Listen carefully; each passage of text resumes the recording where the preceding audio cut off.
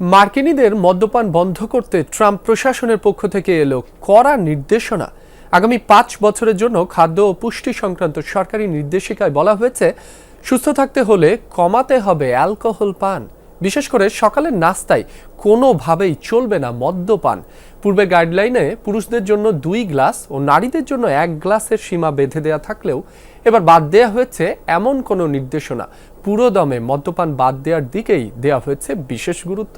Amrapali fruit syrup, real magic in every drop.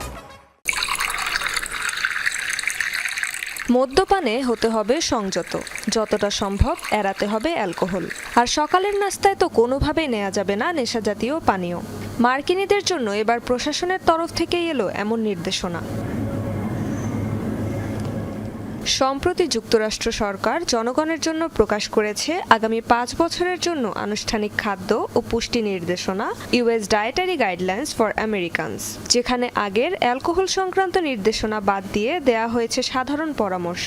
ভালো স্বাস্থ্যের জন্য কমাতে হবে মদ্যপান। পূর্বের নির্দেশিকায় নির্ধারিত ছিল নারীদের জন্য দিনে 1 গ্লাস ও পুরুষদের জন্য 2 গ্লাসের সীমা। এবারের গাইডলাইনে কোনো সীমা বেঁধে না দিয়ে ডায়েট চার্ট থেকে অ্যালকোহল রীতিমতো বাদ দেওয়ার আহ্বান জানানো হয়েছে।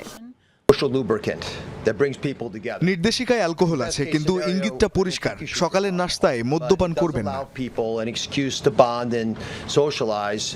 স্বাস্থ্য কর্মকর্তারা বলছেন, মানুষকে মদ্যপানের ঝুঁকি বোঝাতেই নির্দেশিকায় আনা হয়েছে এমন পরিবর্তন। বিশেষ করে গর্ভবতী নারী, মদ্যপান আসক্তি থেকে সেরে ওঠা ব্যক্তি এবং নিয়ন্ত্রণহীনভাবে যারা পান করেন তাদেরকে দেওয়া হয়েছে পুরোদমে অ্যালকোহল পরিহারের পরামর্শ।